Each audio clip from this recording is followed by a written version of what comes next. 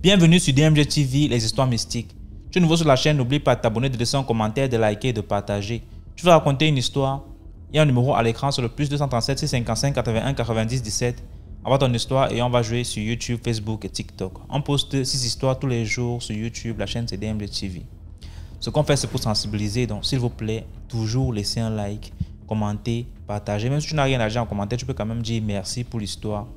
Et si tu veux t'adresser à quelqu'un en particulier, tu peux dire peut-être histoire 1, voilà ce qu'il faut faire, ou alors poser ta question directement après avoir le H1 que tu vas écrire, ou alors H2 pour dire histoire 2, voici.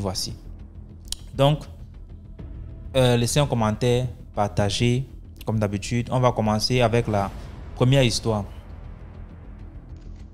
Bonjour DMG, j'espère que tu vas bien. C'est la fille du Sud. Je vais te raconter une toute nouvelle histoire. Alors, vous vous rappelez, je viens d'un village du Sud, après Saint-Minima, loin là-bas.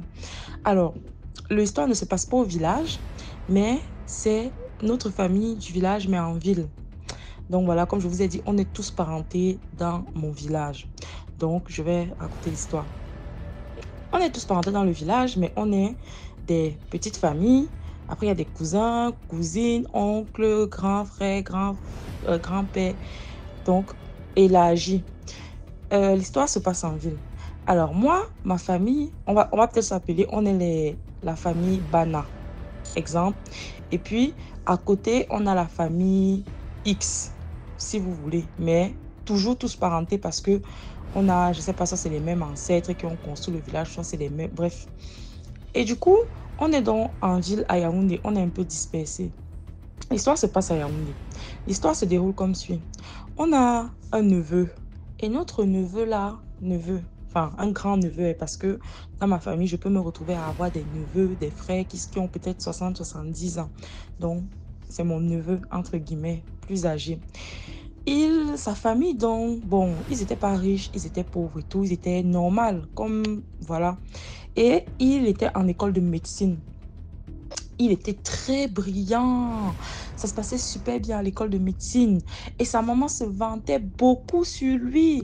À chaque fois qu'il y avait des réunions de famille, oh, mon fils a fait ça, mon fils va faire ça, il va sortir médecin, mon fils va aller aux États-Unis, il va devenir un grand chirurgien parce que oui, c'était plus chirurgien et tout. Oh, patati patata. Donc, elle se vantait beaucoup de son fils. Et du coup, ça énervait un peu les gens parce qu'elle avait toujours une phrase, ma tante là. Oh, s'il arrive quelque chose à mon enfant, s'il arrive quelque chose à mon enfant, c'est vous. Toujours cette petite phrase-là.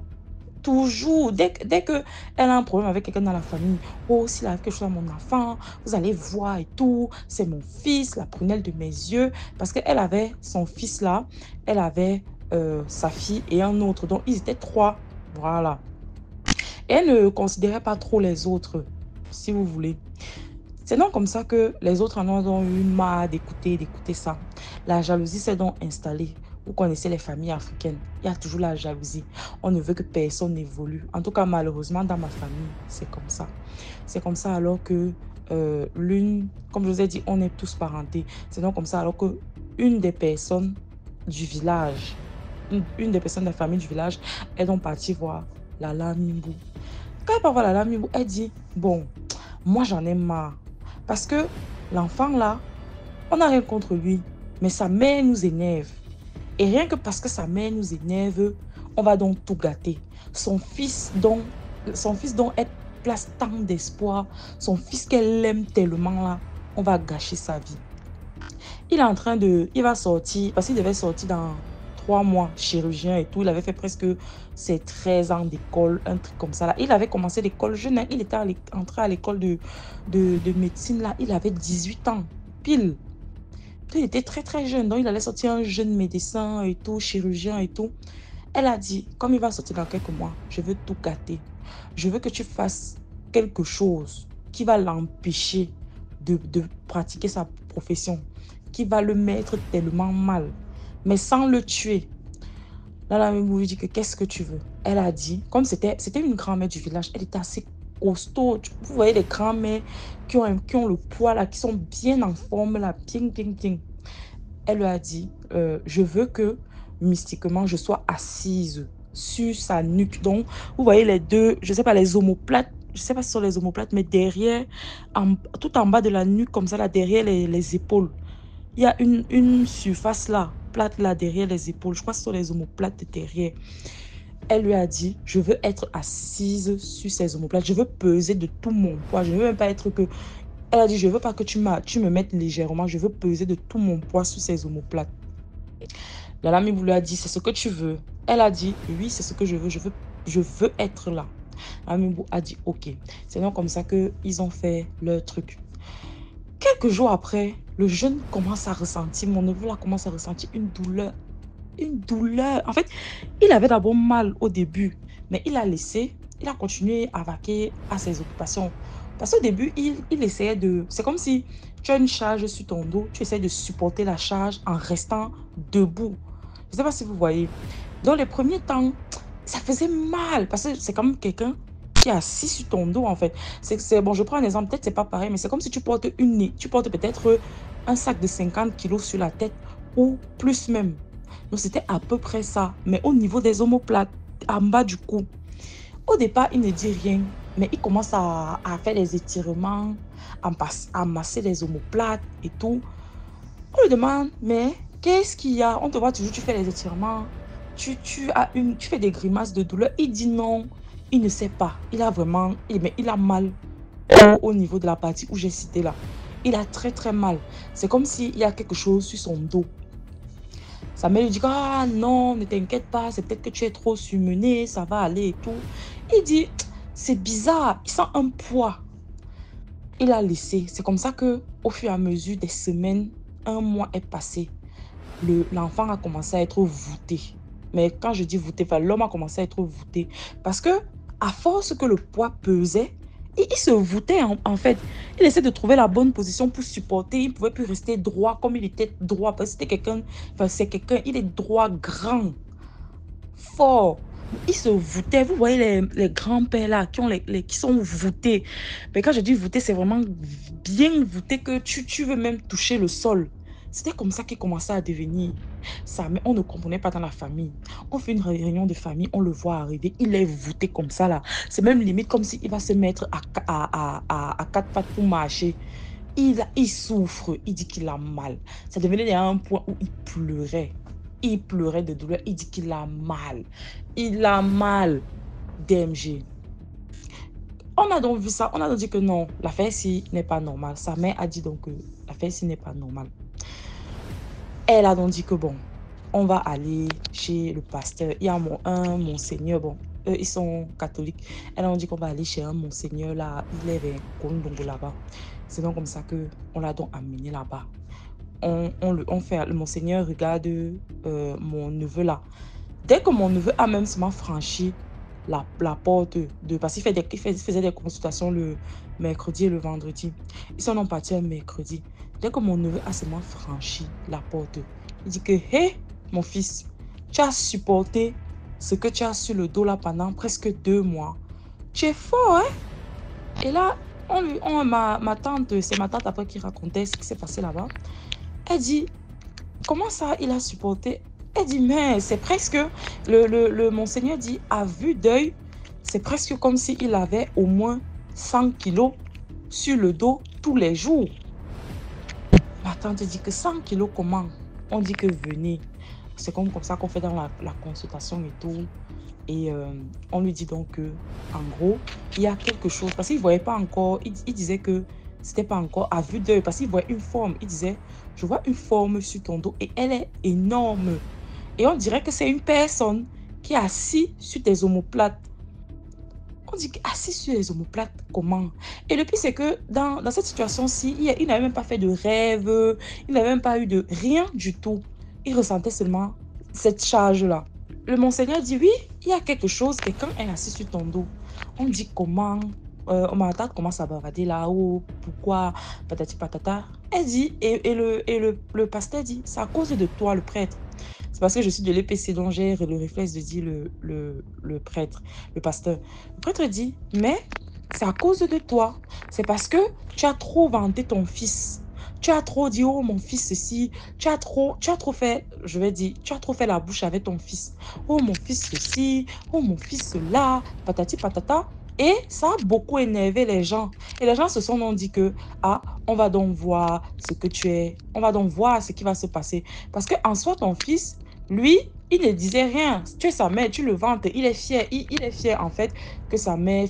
Il est fier que tu sois fier de lui. Donc, c'est à cause de toi. Il dit oui, mais il fallait que je menace et tout. Je menaçais, c'était pas pour rien. C'était justement pour éviter cette situation qui est en train d'arriver. Et quelqu'un est assis sur mon fils. Patati, patata. Le monseigneur dit que oui, mais ce n'était pas la bonne attitude à suivre. En fait, vous savez, dans les familles africaines, vous connaissez le cœur de l'homme. L'homme est jaloux. L'homme est méchant, aigri. Tu aurais dû te taire et rester tranquille. La personne qui t'a fait ça a fait ça par méchanceté pour te montrer que tes menaces, il y a plus fort que toi. Donc, il n'a pas dit ça, c'est les phrases comme ça, mais la tournure qu'il a prise. Il lui a donc donné des prières, des psaumes et tout. Il lui a donc donné de l'huile bénite. Donc, de l'huile qu'il a bénie. Il a mis du sel à l'intérieur. Donc, il a concocté un truc. Il a prié dessus. Il a dit, je vais prier dessus pendant 3 jours et 3 nuits. Et tu reviendras prendre au bout des 3 jours. Donc, apparemment, il a fait bon, en tout cas, on ne sait pas ce qu'il a fait. Mais 3 jours plus tard, elle est revenue chercher l'huile. Donc, c'est donc comme ça qu'il a dit, tu appliques ça matin et soir. Matin et soir. Et tu vas réciter les psaumes que je vais te donner. Tu vas réciter les prières. Tu vas écouter telle chanson. Tu vas faire ceci. C'est donc comme ça que... Et ce traitement, ce sera pendant 1 semaine. Et vous allez voir. C'est donc comme ça que matin, soir, on applique. Matin, soir, on applique. On a fait ça pendant les 3 premiers jours. Rien ne s'était passé. Le 4e jour, DMG... Il dit que le 4e jour, le poids a commencé à s'alléger un tout petit peu. Il dit que ce n'est plus comme avant, en fait. Mais que maintenant, il ressent une espèce de brûlure. Donc, des fourmillements et tout. On a fini. Bref, au bout de 1 semaine, donc, le truc avait disparu. Donc, quand la charge, le poids a disparu de ses épaules et tout, elle est donc retournée voir monseigneur en question. Elle lui dit, bon, mon fils se sent mieux. Le poids a disparu. Elle dit, mais comment on va savoir qui lui a fait ça? Monseigneur lui dit, ne t'inquiète pas. Vous saurez. Il y a une circonstance qui va faire en sorte que vous allez savoir. C'est l'affaire était donc passée et tout. Ça avait fait du bruit dans la famille. Hein, je vous passe les détails. Et le jeune, mon neveu, il avait subi de la rééducation parce que 2 mois voûté comme ça, là, il avait déjà pris l'habitude, en fait. Donc, il a subi beaucoup de rééducation pour pouvoir retrouver, pour pouvoir redevenir droit. Et encore, c'est encore un peu compliqué, mais il est vraiment sur la bonne voie pour retrouver pleinement sa statue, donc pour être pleinement comme avant. Et c'est donc comme ça que elle nous raconte, elle avait fait un rêve. Et dans le rêve là, elle a vu notre grand-mère en question. La grand-mère en question lui dit, j'espère que ça t'a servi de leçon et que maintenant tu vas fermer ta bouche. Donc elle dit qu'elle dormait. Elle dormait comme ça là. Et au pied de son lit, la grand-mère là était là. Elle s'assoit, elle la voit. Elle dit, mais qu'est-ce que tu fais dans ma chambre? Elle lui dit, j'espère que ça t'a servi de leçon. Ce qui s'est passé là. Tu as la chance. Tu as la chance que tu es allé. Tu as la chance que tu as réussi à m'enlever de là où j'étais. Parce que sinon, je devais rester là jusqu'à ma mort. Et c'est donc comme ça qu'elle s'est réveillée. Et c'est comme ça donc qu'elle a su que c'était elle. Et depuis ce jour-là, elle ne vient plus au rayon de famille. Elle a dit, je ne viens plus. Et son fils aussi ne vient plus. Donc, on ne les voit même plus au rayon de famille. Donc, c'était la petite histoire que je voulais te raconter. La morale, c'est, bon, vous avez compris la morale. Commentez, likez, partagez. Et puis, bye! Merci beaucoup pour l'histoire. Maintenant, on passe à la deuxième histoire. Bon, ma deuxième histoire DMG, c'est l'histoire d'un élève sorcier. Je peux dire ça, un élève sorcier. Donc, j'étais en classe de cours moyen 2. Et dans ma classe, on avait eu la chance d'avoir un maître, vraiment un maître Un maître qui est né avec le don d'enseigner vraiment, quand il t'enseigne, mais si tu es bête, comment tu vas comprendre son cours? Mais si tu es stupide, comment tu vas comprendre son cours? Donc, ce maître était notre berger. Donc, il nous donnait absolument tout. Spirituellement, il priait. Tout, il était là. Il était bon dans tous les côtés. Donc, on était là, on avait la grâce d'avoir un bon maître qui était toujours là pour nous et tout. Voilà, l'année commence bien. L'année commence bien, il nous accueille bien. Premier trimestre, tout le monde passe, il n'y a pas de jouer. Premier trimestre, tout le monde a passé. Tout le monde. Moi, j'étais parmi les premiers de la classe. Tout le monde avait eu son premier trimestre. Tout le monde avait passé en fait. Maintenant, au deuxième trimestre, tout le monde baisse. Absolument tout le monde. Le premier de la classe qui avait eu ses 18 de moyenne avait baissé à 15 de moyenne. Premier de la classe, 15 de moyenne. Et nous, les autres qui étions dans les 16 et les 15, on était tous descendus à 13. Le maître a été vraiment choqué par notre façon d'avoir baissé. Pourtant, on était là en classe, on révisait bien, on suivait bien le cours, on écrivait les cours, on était tout bien là. Mais lorsqu'il remettait il vérifiait un peu les deuxièmes trimestres, il voyait que non, on n'avait rien foutu de bon. Donc, le maître commence à nous mettre donc en prière. Il dit que chaque matin, avant de commencer le cours, on doit prier. Donc, nous aussi, nous sommes là. Chaque matin, on se lève. C'était un peu comme notre hymne national de la classe. Quand on finit de faire le rassemblement, dès qu'on entre, on reste debout et puis une personne dirige la prière. On prie. Après, dès qu'on a fini de prier, maintenant on s'assoit, on fait le cours. Maintenant, le maître, un bon jour comme ça, il arrive à l'école avec une bosse sur le front. Une bosse vraiment, une blessure sur le front. Il arrive, il est tout stressé, il est fâché, il parle avec colère, il dit que je me sacrifie pour vous et vous ne voulez pas apprendre. Hein? Je vous assure, si je donne les devoirs à la personne qui ne fait pas les devoirs ici, il vous le taper. Il nous gronde. Maintenant, le jour, il ne nous a pas dit ça le même jour. Le lendemain, il revient encore à l'école. Il nous dit, je me bats pour vous et puis vous êtes là, vous ne voulez pas travailler, vous ne voulez pas travailler. Pourquoi? Il se fâche encore quand il nous gronde.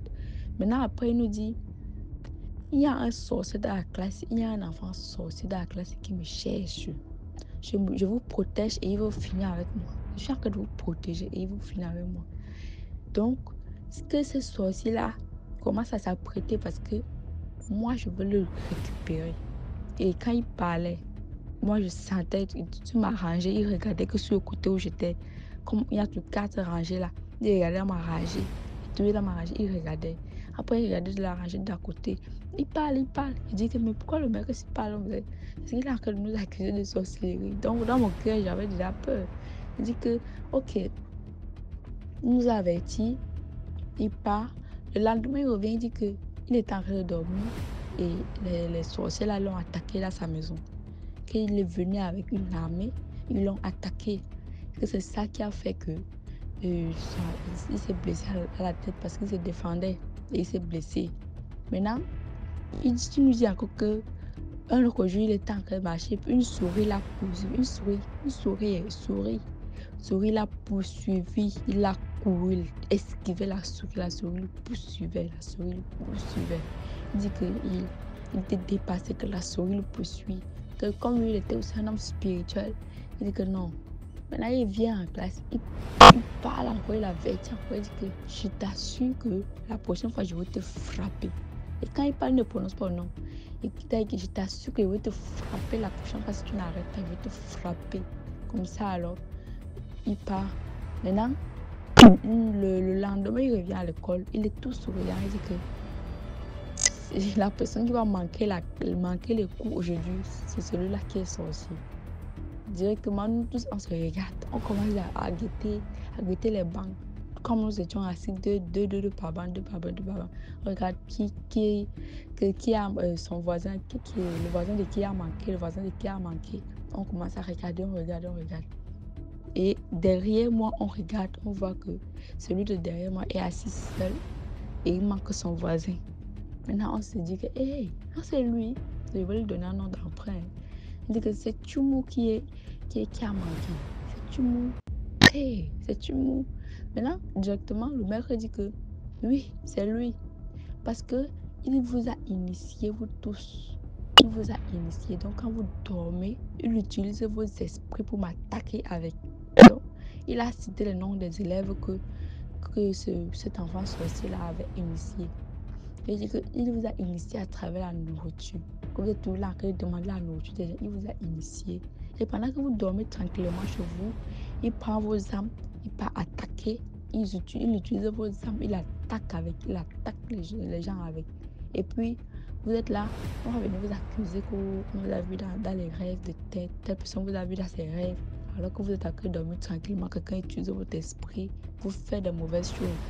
Donc, c'est comme ça que le maître nous explique donc que c'est cet ami-là qui était assis derrière moi, qui était le sorcier, qui voulait notre mal, qui nous avait fait nous tous chuter.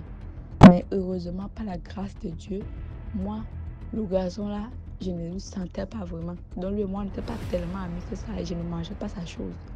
Mais lui, il me demandait toujours et je lui donnais. Quand j'avais demandé, je lui donnais toujours. Mais Dieu protège tous ses enfants de voilà. Donc le lendemain, il vient à l'école. Il vient, mais il ne vient pas en classe, il reste à la cour. Maintenant, il veut absolument arrêter une de nos camarades. Elle a couru, le gars l'a poursuivi, je ne sais même pas ce qu'il voulait faire avec la fille là. La fille là a couru comme elle fait ça. Elle a couru jusqu'à elle entrer en classe. Elle dit qu'il veut m'attraper, On dit que qui? dit que l'enfant sorcier. On sort, le gars a fui. Je vous dis que le gars a fui comme ça, il a fui l'école, il est parti, il n'est plus jamais revenu. On a fait le 3e trimestre, il n'est jamais revenu, il ne s'est pas présenté, même pour composer le CEP. Le gars ne s'est pas présenté. Il était juste en mission en classe en fait. Il était venu pour voler la bénédiction des élèves et l'intelligence des élèves. Et pourtant, lui-même, il n'était pas intelligent, il était tellement con, il était le dernier. Donc, c'est comme ça que le gars a fui l'école et il nous a laissé tranquillement fréquenter.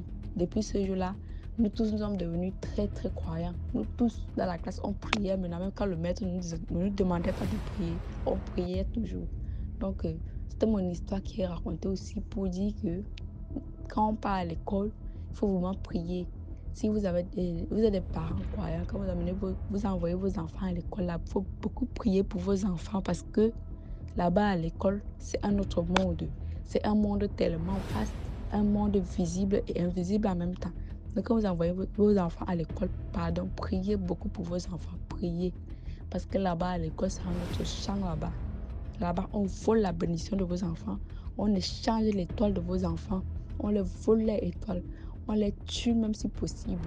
Donc, priez beaucoup pour vos enfants quand vous les envoyez à l'école. Merci beaucoup de m'avoir écouté. À plus, merci beaucoup. Merci beaucoup pour l'histoire. Maintenant, on passe à la 3e histoire. Bonjour DMG, bonjour à la communauté DMG. Aujourd'hui, je viens pour raconter une histoire. Bon, c'est pas une nouvelle histoire, mais c'est un peu la suite de ce que j'avais raconté précédemment concernant les songes que j'avais fait où j'ai livré des combats, des esprits sont entrés par la fenêtre où j'étais arrêté devant la fenêtre. Je les chassais au nom de Jésus. Où d'autres ont commencé à prendre la forme de mes frères et soeurs, tout ça. Bon, c'est un peu une suite. J'aimerais préciser que lorsque nous venons raconter nos histoires, c'est pas pour indexer une religion ou bien pour juger telle religion, soit les musulmans ou bien les féticheurs, non. Lorsque nous racontons nos histoires, c'est pour pouvoir édifier quelqu'un.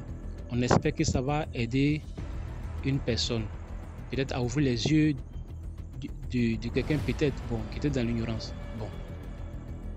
Donc, je disais que dans le songe que j'avais fait, j'ai vu un certain nombre de personnes, c'était 6, dans lequel il y avait un jeune homme. Bon, les autres c'était des vieux, où ils sont venus, ils ont enlevé, je leur donnais 2 tabourets, et il y a 2 qui enlevaient des fils pour me frapper, j'ai arraché, je les ai frappés aussi.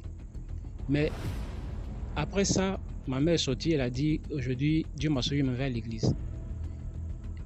Et c'est comme si j'ai fait un autre rêve. C'est 2 rêves en même temps, dans la même nuit, comme le rêve de Joseph là.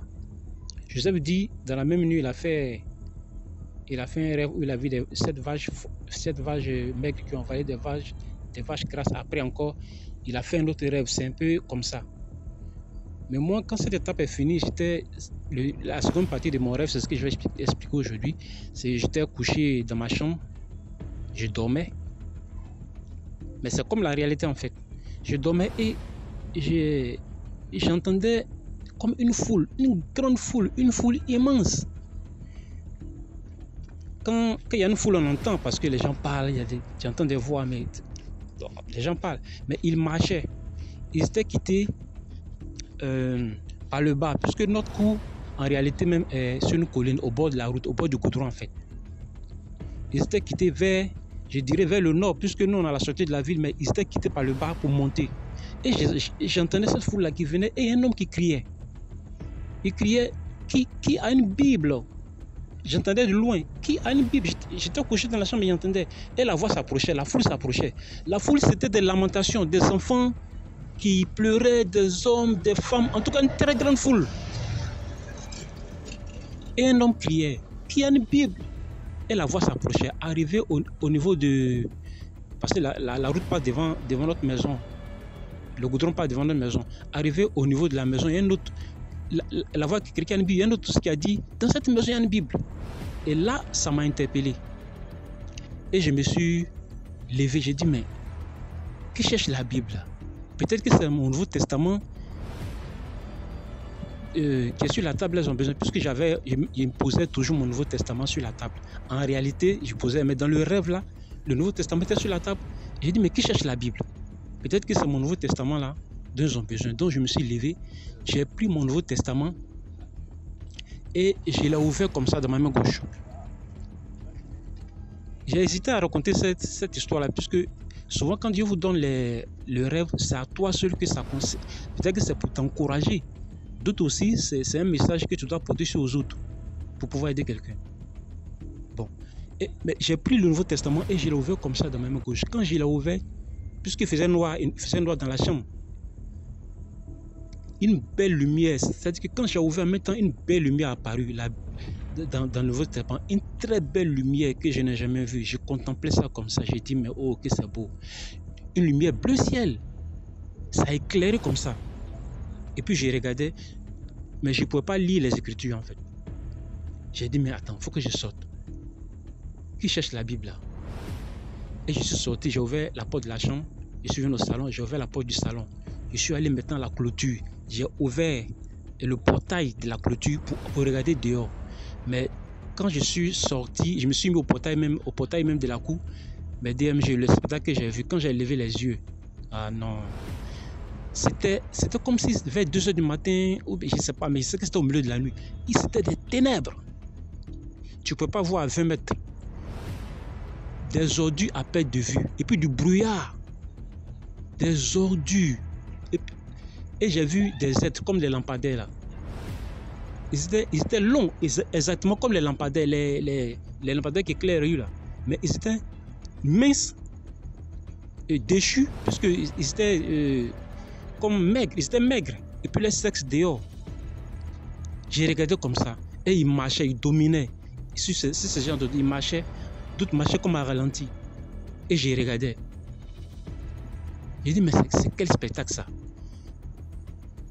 Et j'ai vu une jeune fille qui habitait, en réalité, elle est derrière notre cour, peut-être à 30 mètres comme ça, peut-être à 3 pâtés bon, 3 concessions près de où on habitait, mais derrière. Et je l'ai vue. Il y a un qui l'a attrapé par le pied. Elle était comme si elle dormait ou bien comme si elle était morte, je ne sais pas, mais elle était là. Et il y a un qui la traînait. Il a traîné sur les ordures. Arrivé un peu devant, il a commencé à abuser d'elle. Puisque ces esprits-là, ils étaient nus. Quand j'ai vu ça, non, je ne peux pas regarder, j'ai détourné mes yeux. J'ai dit, mais c'est quel spectacle ça? Et je me suis dit, sûrement, Dieu veut me montrer, ça pour dire, voilà le monde, l'état réel du monde. Le monde que tu vois, que tu aimes là, voici l'état réel du monde. Et je me suis dit, non, mais où sont ceux qui cherchaient la Bible? Donc je me suis engagé. Je partais leur donner mon Nouveau Testament. La lumière était toujours là, éclairée. C'est-à-dire que la Bible dit, vous ferez bien. Il y a un verset de la Bible qui dit, vous devez prêter attention à cette parole prophétique. comme une lampe qui brille dans un lieu obscur jusqu'à ce que s'élève dans vos cœurs l'étoile brillante du matin. Et je me suis engagé, mais je ne sais pas combien de temps j'ai fait, je ne sais pas où je me suis retrouvé. C'est-à-dire que je ne sais pas. Mais où je me suis retrouvé, c'est comme si longtemps, ou bien quelque part, mais quelque part d'autre, il faisait jour. Il faisait jour. Mais jusqu'aujourd'hui, cette foule que j'ai entendue, je ne sais pas, parce que ce rêve, je précise que j'ai fait ce rêve en 1996. 1996. De 1996 jusqu'à aujourd'hui, regardez combien d'années ça fait. Mais je précise que tout ce que j'avais vu concernant mes frères, les combats que j'ai menés là-bas, les esprits, tout s'est accompli année après année. Mais j'ai compris cela au fil du temps. J'ai compris ça au fil du temps. Par exemple, le jeune homme que j'avais vu au milieu des 6 vieillards, là, ce jeune homme, il avait le plus grand magasin du quartier, comme je l'ai dit, il livrait en gros, c'était un grossiste. Mais lorsque les rebelles ont pris Bouaké, bizarrement, c'est derrière lui, ils sont allés, je ne sais pas pourquoi. Et il a fui. Il a fui, il est descendu vers Abidjan, mais quelques années après, il est mort, il est décédé. Maintenant, c'est vieillard que j'avais vu là. Parce que de 96, j'ai fait le rêve. En 98, ma mère était tombée malade.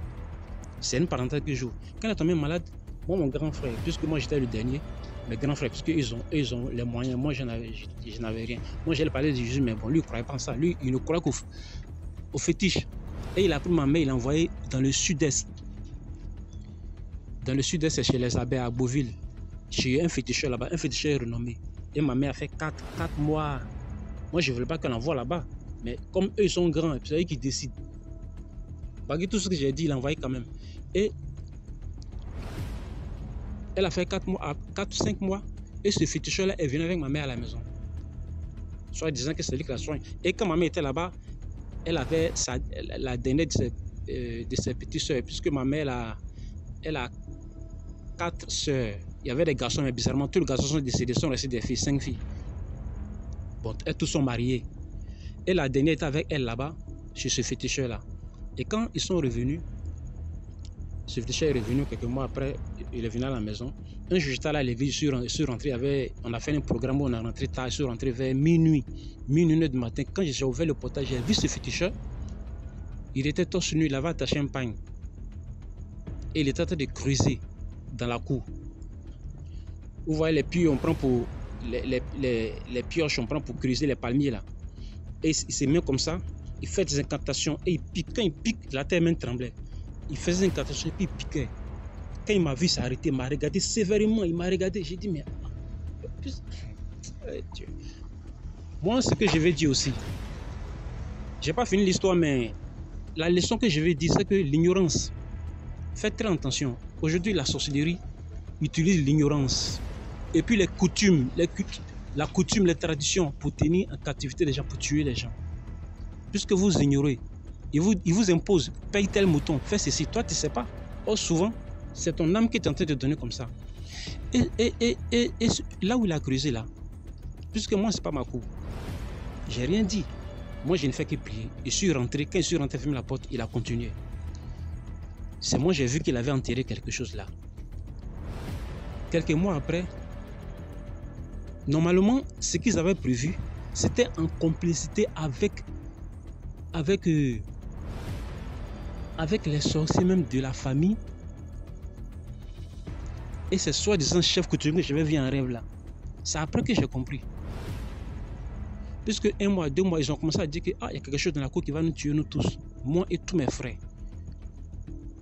Et ils ont imposé à mon grand frère, notre frère aîné, lui il vit actuellement, depuis 1992, lui on dit qu'il doit acheter un mouton, que s'il n'achète pas un mouton, il va mourir. Et ça venait du village. Nous on est originaire de Sakassou. Sakassou, c'est une ville qui est à côté de Bouaké. Vous voyez? Un féticheur qui vient d'Aboville, dans le sud-est de la Côte d'Ivoire. Et il est en complicité avec ces sorciers même du centre. Mais c'est moi qui étais au courant de tout ça.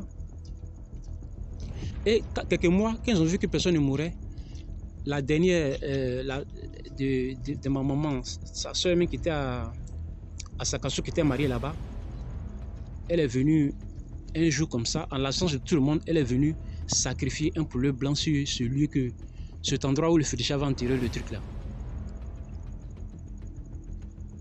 Et quand j'ai vu ça, j'ai dit non. Vous avez dit qu'il y a quelque chose dans la cour qui va tuer quelqu'un. Moi, je savais que c'était là.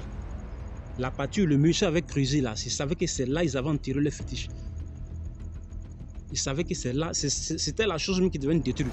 En Balou, on appelle ça acier. On appelle ça la terre. C'est un fétiche très, très dangereux. Très, très, très mauvais. Acier. Ceux qui sont Balou, peut-être, qui origine de la Côte d'Ivoire, peuvent connaître. On appelle ça acier. C'est-à-dire que la terre. Et puisqu'ils ont dit que ça devait nous tuer, moi j'ai compris.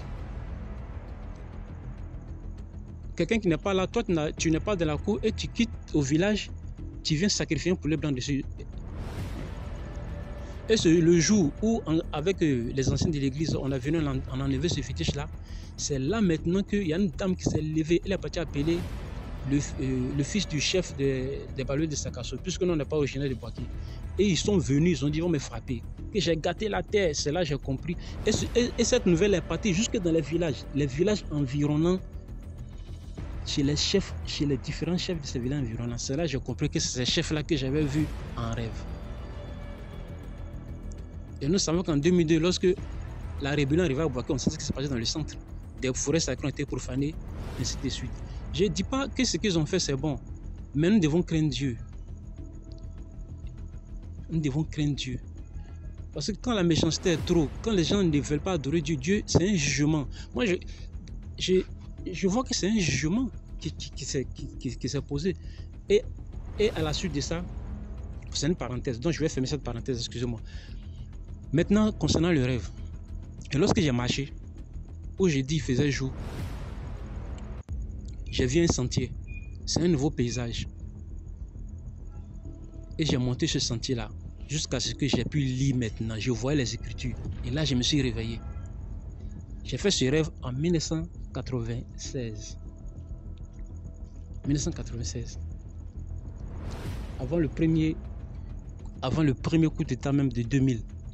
Avant la rébellion, le coup d'état manqué de 2002 qui est devenu une rébellion. Et nous savons, je ne dis pas que c'est ça, mais tout ce rêve que j'ai fait, ça renfermait beaucoup de symboles que j'ai compris à la suite des années. Mais c'est la foule que j'avais entendue, je ne sais pas c'est quelle foule. Peut-être que c'est la foule, les pauvres populations qui fuyaient le nord, je ne sais pas. Mais ce que je sais, c'est qu'il a fait jour. Donc DMG, c'est la suite de mon histoire que je voulais dire. En conclusion, moi j'exhorte vraiment tout le monde à donner sa vie à Jésus. Parce qu'il est le Dieu tout-puissant. Il est le Dieu tout-puissant. Ce n'est pas une affaire de religion, non, chrétienne, non. J'exhorte tout le monde à croire en Jésus. À croire en Jésus. Parce que c'est lui qui est la vie. Sans Jésus même là, moi, et puis tous mes 5 frères et sœurs, et tous, nous serons aujourd'hui morts aujourd'hui. Parce que c'est ce qui avait été prévu par tous les sorciers. Et c'est ce que le diable m'avait prévu. Vous voyez? Mais comme Dieu est fidèle, il n'a jamais voulu que son nom soit glorifié. Donc c'était mon histoire. Maintenant quand on rencontre les histoires, d'autres vont venir dire des commentaires pour des mauvais commentaires. Bon, moi c'est pour glorifier mon Dieu. C'est pour dire merci à mon Dieu parce qu'il est le Tout-Puissant. À lui ce soit la gloire. Merci DMG, partagez, likez. J'espère que je n'ai pas été trop long. Et merci à tout le monde.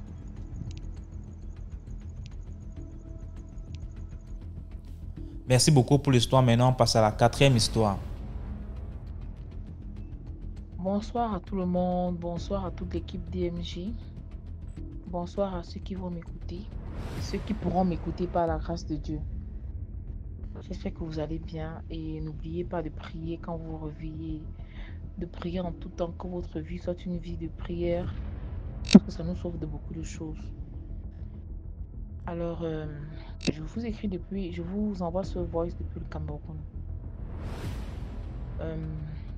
C'est pas la première fois que je fais des voices ici.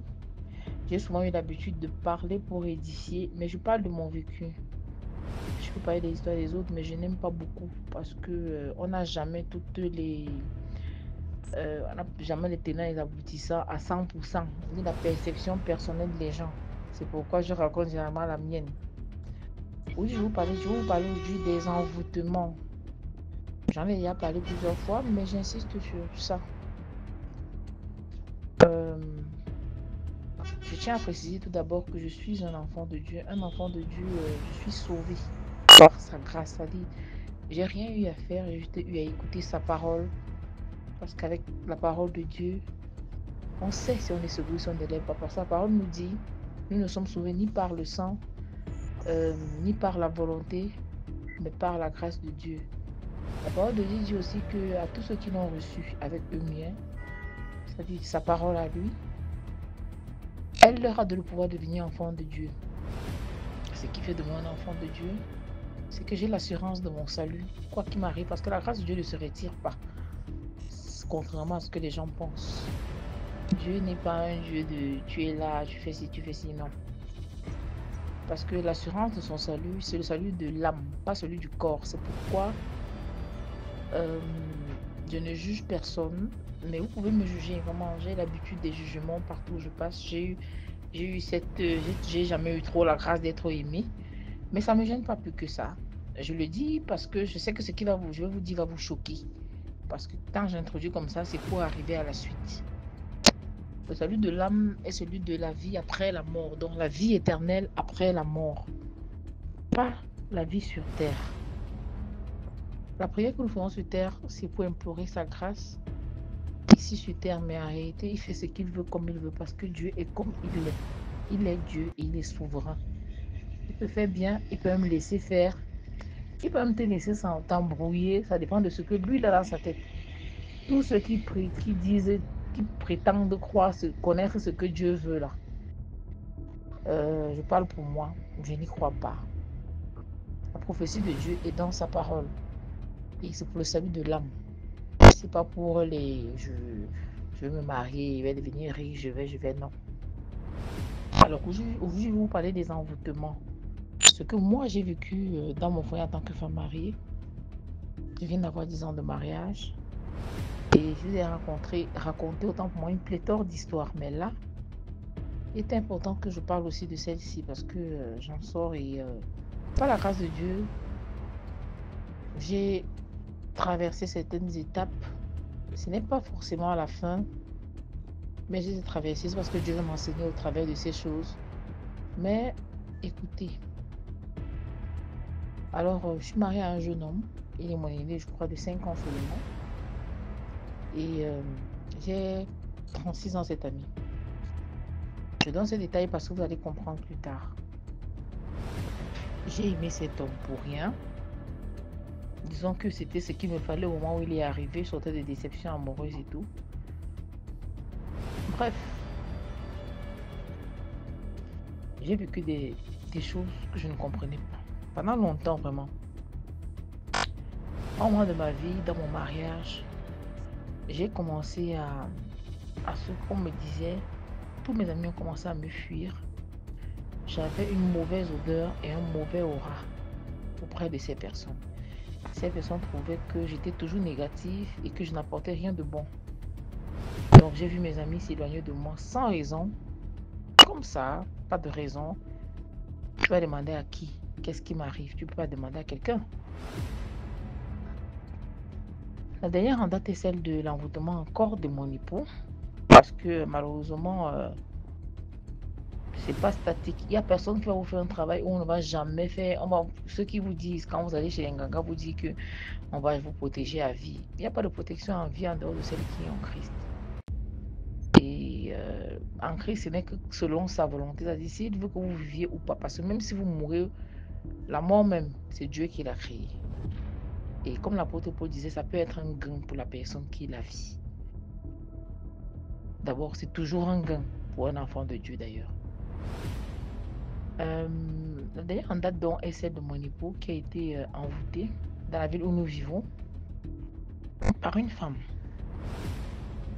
Apparemment, ils étaient juste amis et elle leur a conseillé d'aller quelque part C'est Dandy qu'elle a conseillé pour remettre la faute sur elle. Moi, j'ai dit non, parce que quand il y est allé, apparemment, il y a passé des vœux, mais parmi ces vœux, il y avait qu'il faille qu'il utilise mes chances, mes grâces, parce que j'étais une personne très, très gracieuse. J'avais beaucoup de grâce avant de l'épouser. Avant de l'épouser, j'avais une vie pas parfaite, mais j'étais moins soucieuse de l'avenir qu'après ce mariage. Quand ils y vont, je suppose que la fille a fait ces choses par derrière. C'est-à-dire, elle est partie peut-être aller voir le Nganga avant pour lui dire ce qu'elle attendait de lui. Lui qui l'a considéré comme sa collègue, une amie juste. Et malheureusement, il a cédé. Mais c'est pas ça le pire. Le pire, c'est que j'entends aussi par là qu'il est allé demander à utiliser mes chances, ma beauté physique et tout. Quand tu reviens de là, c'est des insultes dans le foyer tous les jours. T'es moche, t'es grosse. Après lui avoir fait beaucoup d'enfants. J'en souffre énormément, mais personne ne peut te croire parce que c'est toi seul qui sens ça, comme on dit souvent, en toi. T'es moche, t'es laid, t'es moche. C'est une maltraitance psychologique qui n'a pas de nom. Et tu commences à dire si je meurs, sauf que tu regardes des enfants que tu as derrière toi, des gens que tu soutiens un peu partout, tu te dis je vais mourir, pourquoi? Et tu continues à vivre. Alors quand j'entends le travail grâce à mon grand-père sur lui, c'était pour le désenvoûter. Première des choses, il m'emmène, il m'invite, il me fait voyager, on va quelque part dans une plage du Cameroun. On passe du temps vraiment en amoureux, c'était vraiment super. Grâce à ce travail, par la grâce de Dieu, quand on revient, d'abord on ne revient pas ensemble, on se gâte sur place, je reviens avant lui, parce que j'estime que je suis en train de perdre mon temps. Parce que c'était comme s'il y avait une force qui le poussait peut-être à avoir posé de bonnes actions, mais ça ne venait pas du fond du cœur. Donc, quand je me renseigne davantage chez nous, on me dit non, il t'a envoûté.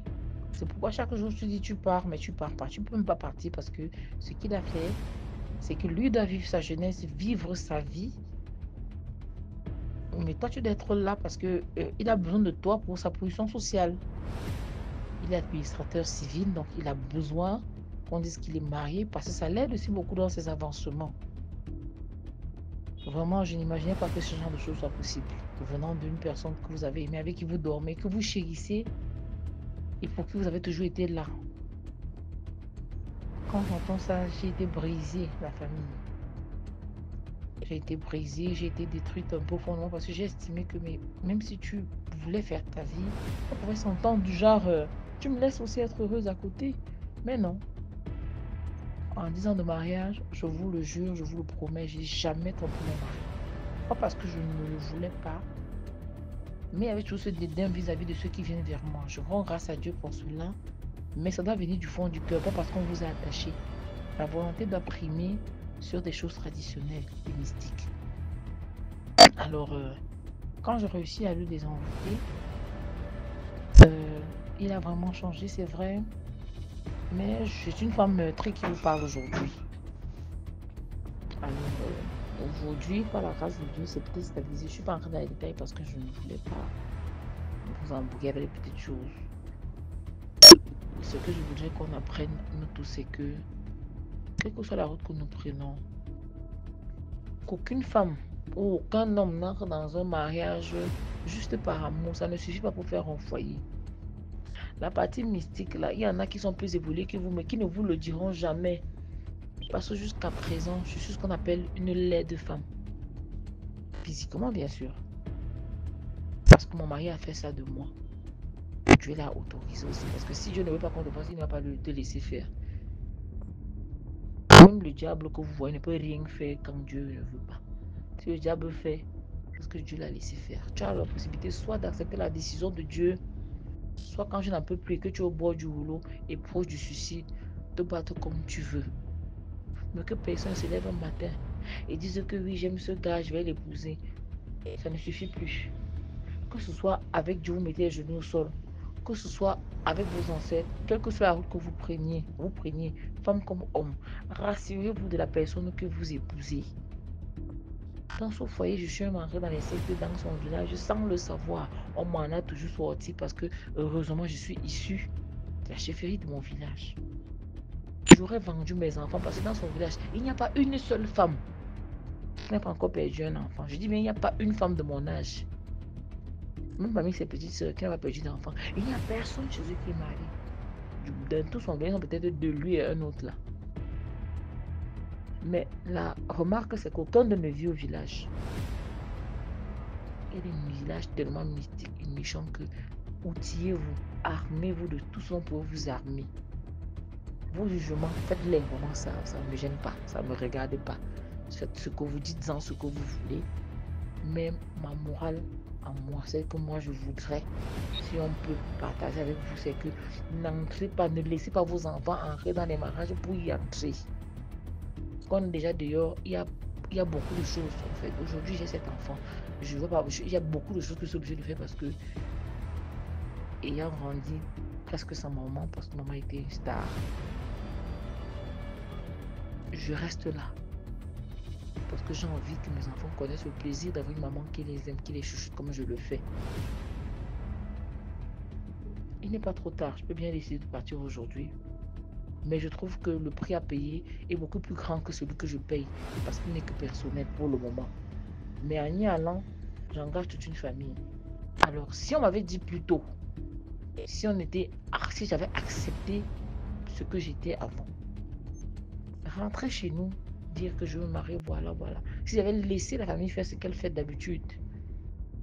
Mais ici, les églises réveillées à la base, d'abord, avant de devenir un enfant de Dieu sauvé, je pensais que non.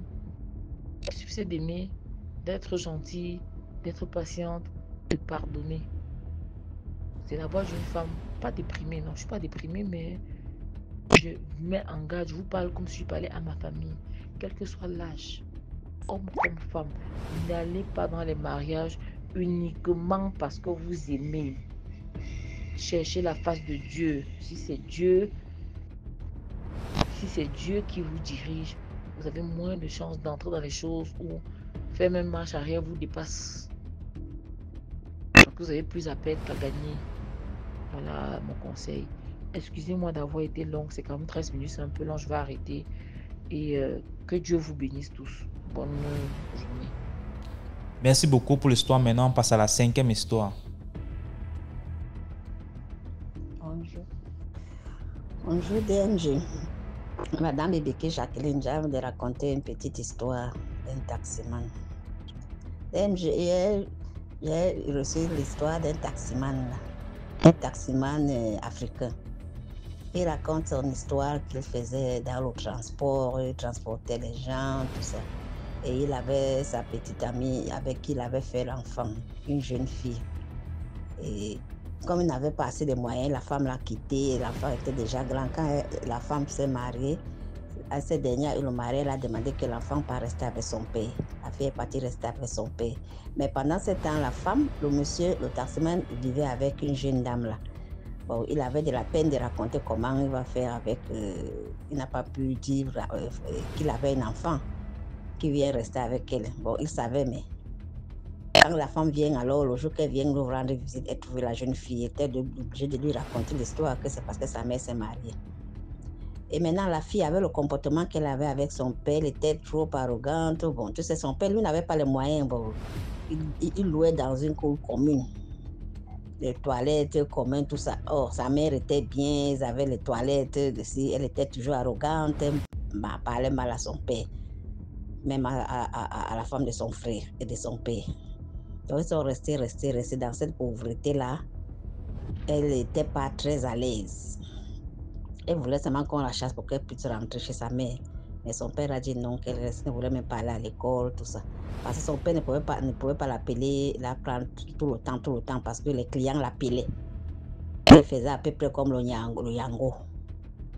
Bon, comme ça qu'il a fait, continuer comme ça. Après, quand il a commencé, un jour, elle rencontre un monsieur qui l'a appelé, ils se sont rencontrés. Le monsieur l'a appelé en course avec un gros sac DMG. Il ne savait pas ce qui était dans le sac. On a mis le sac dans la voiture. Le monsieur l'a appelé. Ils sont partis à la frontière. Et là, arrivé là-bas, le monsieur lui donne un gros billet, comme 10 000 comme ça. Il a payé sa course. Mais en sortant, il ne prend pas l'argent et il lui dit, prends la monnaie. Lui se contentait de la monnaie que lui a pris, mais il a oublié que le monsieur a mis le sac derrière. Le monsieur n'a plus pris ce sac. Bon, comme il ne faisait que prendre les clients, il ne s'est pas rendu compte, il est parti avec le sac. Il est parti. Arrivé à la maison, il a garé. Et ce jour-là, il devait partir accompagner sa fille à l'école. La fille va maintenant ouvrir le sac, la malariée, pour mettre. Elle trouve un gros sac. Bon, elle voulait déplacer le sac pour placer son sac. Avec la curiosité, dès qu'elle ouvre le sac, mais sa fille la voit des millions. Le sac était plein d'argent. Un paquet de 100, donc un paquet de 100 000 dans le sac que tu connais là. Le gros sac là, le grand sac. Elle a couru dedans, elle a dit à son père que papa, tu as vu, il y a un truc là. Elle est même tombée, qu'elle n'avait jamais vu une sorte d'argent pareil. Elle est même tombée, elle a dit quoi, je vais regarder dans ta main arrière. Les parents partent. Avec sa fiancée, il va regarder, il trouve de l'argent, il porte, il dit quoi? Il porte le sac, il s'amène à la maison. Dès qu'il se fait entrer le sac à la maison, sa femme dit non, papa, rappelle-toi, ramène l'argent là.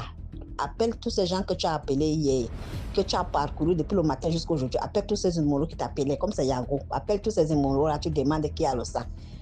Lui, intérieurement, ne voulait pas. Il a essayé d'appeler là, il dit que ça ne passe pas l'appeler. Quand sa fille est venue, sa fille dit quoi? Moi, je viens aller dans la pauvreté, je vais sortir de la pauvreté. Toi, tu fais que dire qu'on remet le sac. On ne remet pas ça, papa, pardon, ne remet pas le sac là. On ne sera pas pauvre à vie, sans savoir ce que ce sac était. C'est comme ça qu'ils prennent le sac là. Son père dit, je vais donner, je ne vais pas donner. La femme dit que je ne veux pas de ça. Je ne veux pas qu'on se débrouille avec ce que nous avions. Je ne veux pas, parce qu'elle-même, c'est cette femme qui lui avait acheté ce taxi parce qu'il n'avait pas les moyens. Continuons comme ça, avec l'argent que tu travailles là, ça va. On loue avec nos moyens. Cet argent, il dit que vous-même qu'on compte cet argent. Il compte l'argent, il trouve que l'argent c'est 400 millions. Maman, il a dit à sa fille que, sa fille lui dit que papa n'écoute même pas ce que ta femme l'a dit là. Je crois qu'on va rentrer avec la pauvreté que tu veux. Allons-y, il dit que papa laisse là. Tel père, tel fils. Telle fille, tel fils. Donc, laisse-la babader là-bas. On va le faire. Je vais prendre cet argent-là, comme ça qu'ils ont changé les vies. Aller acheter une grosse maison de 200 millions avec chauffeur, les grosses voitures. À peu près, tu connais nos grandes maisons-là. Il avait déjà les employés, tout ça. Maintenant, cet argent-là, la récompense a commencé. Il a commencé à avoir des trucs. La petite fille restait comme ça. Elle voit seulement un nombre qui apparaît. Elle marche, l'ombre derrière. Elle marche, une femme sanglante.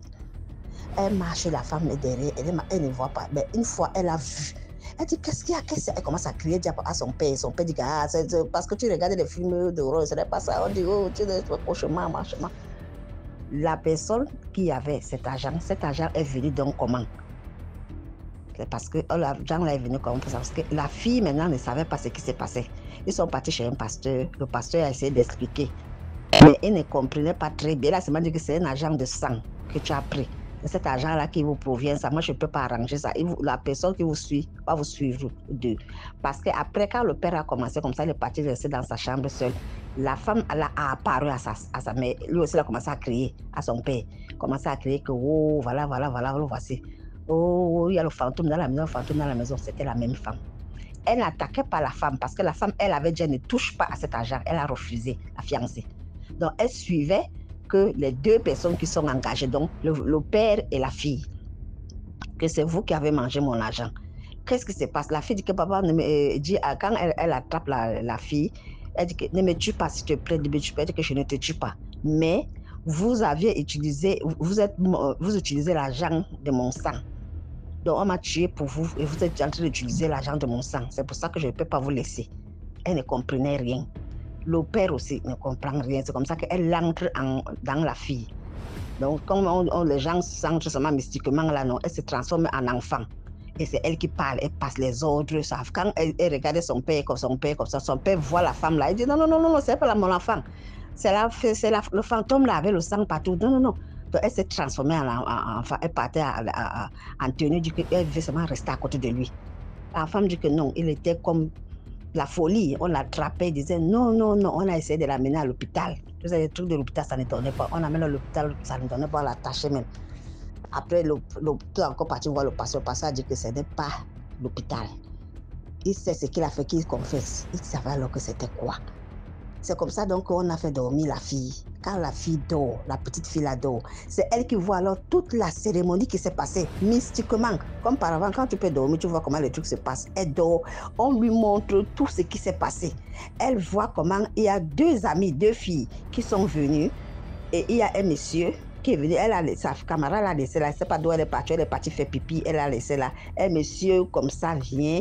Et un ritualiste, il trouve la fille, il lui donne un verre de whisky, il drague un peu, il met le whisky avec les somnifères, quoi.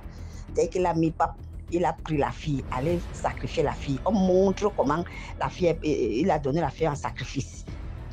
Et les messieurs ont dit, bon, c'est le sacrifice. On voit comment les gens sont, les gens avec les habits rouges, tout ça, avec les bougies. Ils déposent là, ils disent que voilà le colis que j'ai apporté. On lui dit, oh, c'est un bon colis, elle est même vierge, c'est bon. Maintenant, tu sais ce que tu vas faire. On va l'enterrer vivant. Quand on va l'enterrer vivant, tu rentreras chez toi. Tu vas trouver un sac d'argent dans ta chambre. Mais avec cet argent-là, tu ne serais plus jamais pauvre. Tu ne serais plus jamais pauvre. C'est là où on le souffle alors qu'avec ça, tu auras toujours... l'esprit de cette personne-là serait toujours en toi. Et du quoi? Alors elle a dit que lui ne peut pas. Il ne pourra pas supporter ça. Si c'est comme ça que le rituel que lui va faire, il va supporter ça, il ne pourra pas supporter. Comme ça qu'il est donc parti avec le sac et il a laissé ça dans le sac du taximan. C'est parce que vous comprenez, le taximan. Quand il a mis ça dans la voiture du taximan, il a laissé ça exprès, sachant que les conséquences vont tomber sur celui qui prendra ce sac, qui utilisera cet argent. Maman, les gens ont été, cette tourmentation-là, c'est ça qui les dérangeait comme ça, parce que c'est lui qui avait laissé l'argent. Maintenant, on peut avoir encore le prêtre. Le prêtre a essayé de partir là-bas, il a dit que l'esprit là est très fort. Il a amené sa bouteille dans la chambre, dans la maison, pour pouvoir capturer cette fille. Il les a menacés, il menaçait seulement les deux, la fille et son père. Il ne menaçait pas la femme, parce que la femme avait dit qu'elle ne veut pas cet argent. Elle ne faisait que dire remé. Il ne touchait pas la femme, et la femme ne la voyait pas. Comme ça que le monsieur a dit que non, tu peux voir les esprits là. Il a dit, viens ici, que tu peux faire quoi? Il a essayé de captiver la fille, la jeune fille, là, lui mettre dans la bouteille, amener. Et il a demandé qu'il libère cette maison et qu'il fasse tout pour tout, que la personne qu'il avait livrée, on cherche à joindre cette personne. Sinon, si elle sort encore d'ici, il ne pourra plus. Comme ça qu'on a commencé à chercher maintenant. Et la fille, là, dans le rêve qu'elle faisait, là, elle dit qu'elle a vu une face, là, elle a vu tel monsieur et elle a vu une amie. Donc, c'est l'amie de son père, c'est l'amie de tel. On a commencé à fuir dans le quartier, retrouver l'amie de la fille. La fille dit donc qu'elle est même dépassée. Qu'elle était venue, n'a pas trouvé sa fille, sa camarade, l'histoire, machin.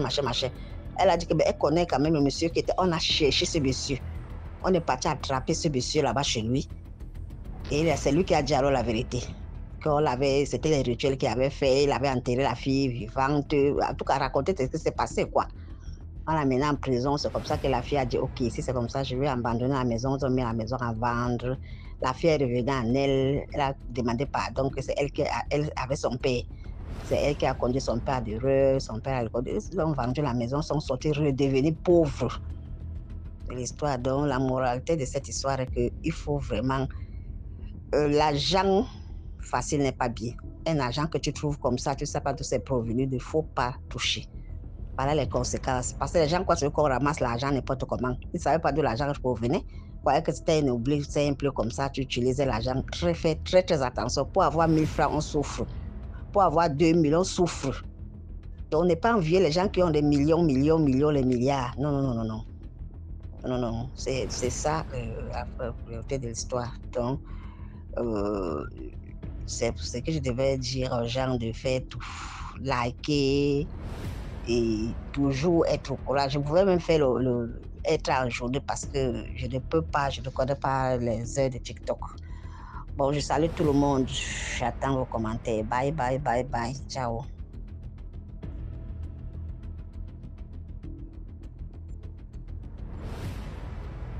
Merci beaucoup pour l'histoire. Maintenant, on passe à la 6e histoire.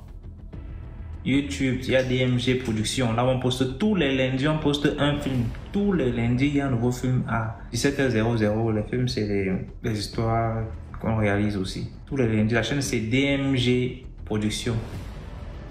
Bonsoir à tout le monde. Bonsoir à la famille DMG. Bonsoir DMG. Bonsoir à tous les auditeurs de DMG. Je veux pas me présenter. Je veux pas vous dire mon nom, ni mon quartier, ni ma ville, ni mon pays. Voilà. En fait, je voulais juste raconter mon histoire parce que j'ai écouté l'histoire d'une jeune fille qui parlait d'une personne qui l'a volé, qui l'a hypnotisé et qui a volé son téléphone. La personne a pris son téléphone et sa montre et tout ce qu'elle avait sur elle. Donc, son histoire m'a rappelé la même chose. J'avais aussi vécu ça pareillement et je voulais confirmer cela en vous racontant aussi ma part. Ça s'est passé au marché. J'étais partie au marché pour faire mes courses, pour acheter mes choses de la fête en fait. J'étais partie acheter mes choses de fête. Arrivé au marché, pour commencer, j'avais 20 000 que j'avais prévu pour acheter au moins 2 habits et une paire de chaussures. C'était un marché vraiment moins cher, ça c'est sûr. J'avais prévu 20 000 et de côté 1 000 francs pour mon transport aller-retour. Donc j'avais 21 000 au total sur moi. Je suis arrivée au marché, donc je marchais, je regardais les habits, je regardais. Puis 2 hommes se sont approchés de moi. J'ai voulu les éviter et tout. L'autre m'a arrêté à l'épaule. Lorsqu'il m'a touché l'épaule directement, comme il a mis sa main sur mon épaule, pap, j'étais comme ça. Et puis, tout ce qu'il me disait de faire, je faisais. Quand il disait, allons ici, je pars. Allons là-bas, je pars. Il me montrait les vêtements de tout, donc des vêtements vraiment vieux, les habits qui ne brillent pas, qui sont juste là, comme ça, les trucs qu'on verse au sol, on déballe, les déballages là, oui. Donc, c'est ça qui me montrait et tout. J'étais là comme ça, je marchais. On me dit que tu veux ça, oui. Tu veux ceci, oui. Tu veux ça, oui. Tout ma réponse était seulement oui. Oh, ils m'ont donné un pantalon et un haut.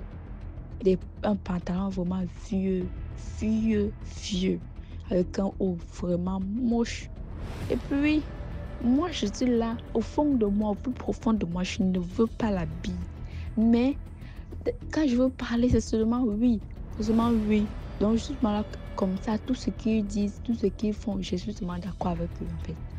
Et, comme ça, il me dit, l'habit va faire 25 000. Il me dit 25 000 l'habit. Je suis comme ça, il dit que non, je n'ai pas 25 000 sur moi. Voilà, je vais vous donner tel montant. Je dis que non. Lorsqu'ils disent non, après, je dis que je vous jure, je n'ai pas 25 000, mais j'ai 20 000. Et j'ai aussi 500 ici sur moi pour prendre ma moto, pour rentrer avec. Puisque j'avais appris la moto de 500 pour arriver au marché et rester 500 pour rentrer chez moi. Donc je dis, j'ai 500 comme transport et 20 000 ici pour les habits. J'étais là, donc je parlais comme si j'étais obligée d'acheter l'habit en fait. Donc, et les gars, ils sont là, ils se regardent, après ils sourient, ils sortent un plastique, ils emballent l'habit et puis ils tendent la main, ils disent que donne-moi. Et puis naïvement, je sors mes 20 000, je les donne. TMG, je prends la route, je rentre à la maison. Dans le taxi, je commence. Je reprends mes esprits. Arrivé à la maison, je viens, je ouvre les habits, je regarde. Je vois que les habits sont tellement vieux. Je ne peux pas porter pour fêter avec ça, c'est impossible. Je serai vraiment très, très moche. Et mes amis seront trop bien à côté de moi. Donc, je montre les habits. Ma mère me dit, où sont les habits que tu as allé au marché acheter? Je lui montre, elle crie, elle commence à me gronder, elle me gronde. Le lendemain, je repars. Là où j'ai acheté les vêtements, je repars, je regarde. C'est une place, c'était sur place, c'est pas les gens qui marchent, c'était sur place. Je regarde, je ne vois plus, c'est une autre personne qui est là. Je m'approche, je marche, je les cherche, je ne les vois plus. Je dis que les gars, ça m'a bien eu. Je rentre à la maison, quand je m'assois, je réfléchis encore bien. Je dis que, mais qu'est-ce qui m'a poussé à prendre ces vêtements-ci là alors que je ne les aime pas? Juste pour dire que quand vous sortez pour aller au marché, peu importe, partez vendre, partez, faut prier en fait. Si vous êtes des croyants, priez avant de sortir pour que Dieu vous protège contre ce genre de trucs. Si j'avais prié avant d'aller au marché, peut-être que l'envoûtement n'allait pas avoir effet sur moi et il n'allait pas m'escroquer mes pauvres 20 000 que j'avais économisé pour acheter mes habits de fête avec. je n'allais pas m'escroquer ça comme ça. Donc, les gens faibles d'esprit avant de sortir, là, il faut beaucoup prier. Parce que dehors, là, c'est pas notre maison, c'est pas la maison. Donc, c'est un peu ça, mon histoire. Et surtout, priez beaucoup, moi, priez beaucoup.